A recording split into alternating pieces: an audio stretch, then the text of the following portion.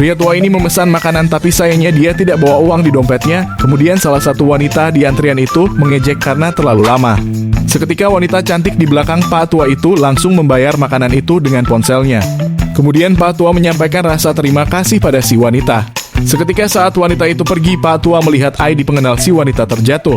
Sesampainya di kantor, si wanita ditegur karena terlambat sebab dia sebagai karyawan magang baru. Tak lama Pak Tua datang, ternyata dia juga ikut sebagai karyawan magang.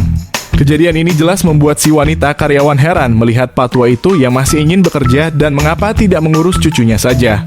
Perkataan itu jelas membuat si wanita magang tidak terima dari perkataan wanita itu karena tidak menghargai orang tua.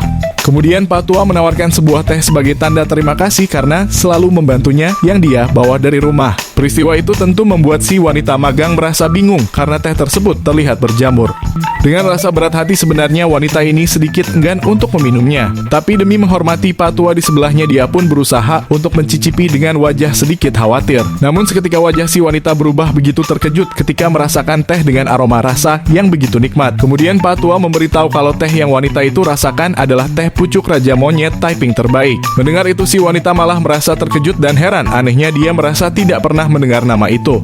Kemudian si wanita senior datang memerintahkan si wanita magang untuk membuat laporan dengan bahasa Rusia untuk pelanggan besar dan harus selesai besok pagi. Kalau tidak mampu maka si wanita magang akan dipecat. Permintaan itu tentu membuat si wanita magang tidak terima. Dia menyampaikan kepada wanita senior itu bahwa pekerjaan ini tidak masuk akal. Kemudian si wanita senior meremehkan, apakah kau menyesal telah bergabung dengan orang tua ini yang tidak mampu membuat sebuah laporan. Ketika si wanita magang berusaha membuat laporan dengan bahasa Rusia melalui terjemah komputer. Seketika Pak Tua itu menyampaikan kalau dia meminta maaf sebab dirinya tidak bisa banyak membantu. Kemudian wanita magang mengatakan tenang saja karena hal ini sudah menjadi kewajiban dirinya agar segera menyelesaikan pekerjaan ini. Seketika di saat Pak Tua mulai menyimak dari rangkaian terjemah bahasa Rusia, lalu dia mengatakan kepada wanita magang sepertinya terjemahan di mesin ini banyak kata-kata yang tidak sesuai. Dengan cepat pria tua itu mengambil alih untuk memperbaikinya. Kejadian ini jelas membuat wanita itu merasa heran, ternyata Pak Tua mengerti bahasa Rusia yang membuatnya begitu kagum. Tanpa dia duga ternyata Pak Tua itu pernah belajar di Uni Soviet ketika dia masih muda, tentunya membuat wanita begitu terkejut. Kemudian di saat wanita magang akan menyerahkan dokumen laporan proyek kepada wanita sombong. Kemudian dia menyampaikan ternyata orang tua yang kau remehkan itu mampu menyelesaikan pekerjaan ini dengan begitu mudah, tentu membuat wanita sombong merasa heran. Seketika wanita magang tidak sengaja mendengar kalau si wanita sombong dapat pujian dari atasannya dan akan memberikannya sebuah bonus karena sudah menyelesaikan sebuah laporan. Tentunya dokumen itu yang dibuat oleh dirinya bersama Pak Tua.